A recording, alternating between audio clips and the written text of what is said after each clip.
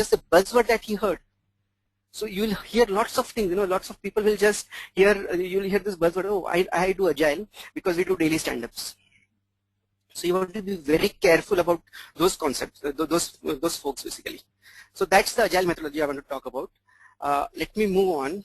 Let me bring you to the barriers. So again, this is again from the survey of version 1 for 2011. And to be very honest, you'll see this consistent pattern across all 5 years. The numbers might be a bit on and off, but you will see this consistent pattern that the barriers to Agile adoption is ability to change organizational culture, availability of personnel with right skills, general resistance to change, and management support. That's true, and I'll tell you what happens when you go with this big bang approach of Agile adoption. When you say, what, we are going to introduce Agile, it basically shakes up your entire organization. It is going to shake top down everyone. And most of the people who get shaken are on the management layer, or they are the veterans, who just knows one company and they have grown with the company. So they basically get shaken up. And I'll tell you why. Because if you look at our traditional hierarchy, there are a lot of management chains. You'll see manager, senior manager, director, senior director, VP, and so on. So that's how normally our hierarchy works. Again, it might not be the same for all organizations. And again, I'm just talking based on my experience. Again, you please use this as a disclaimer. So what you will see is they fear, oh, I had this portfolio.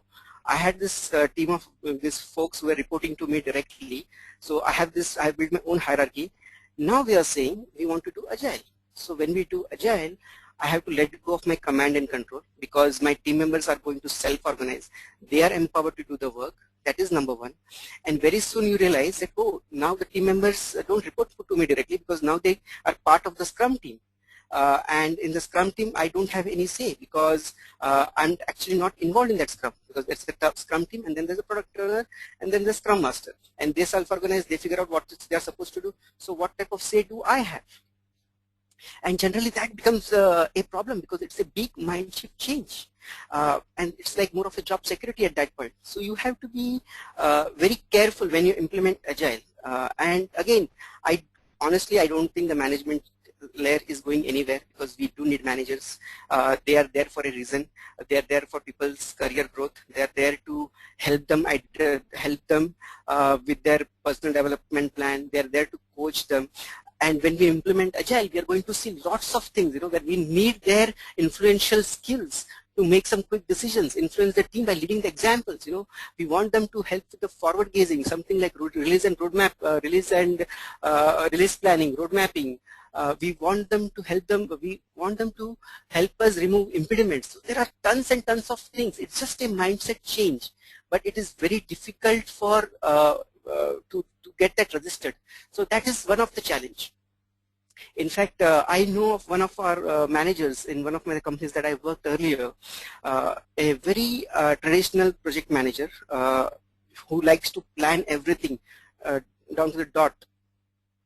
And that person basically came to Agile, and he was not able to adapt to the changes, using Microsoft Project Plan, identify things and figuring out what are we going to do next and what are we going to do next and then what are we going to do next, because by the time we go to the next, the things have already changed and we're already doing something else, because the teams are very quick, they're nimble in adapting to things, into the stories, to the changing requirements, and the project plan will never make sense, to be very honest, when it comes to the traditional project plan and the Agile plan. So eventually she just knew that she doesn't fit into the model, and maybe she needs to do something where she fits in, and that basically helps at times. You'll also hear some things like but we have nailed this process, our traditional process is so good, we have worked so hard over the years, and we have come with this gated approach, the checkpoint model, and it works like a charm. Why do we have to change? And then if those teams are forced to change, or those people are forced to change, what will happen is they'll say, what, let's do this bits of Agile, and let's try to do these parts of things that have been working well, and let's call it ourselves hybrid. That's a big problem. That's a big problem. If you're going to do Agile, give it a fair chance, try it go all the way, and then you can see, what is working and what is not working. Don't go with this mindset, that we are going to go with the hybrid approach. It's going to be disaster, to be very honest. So that's the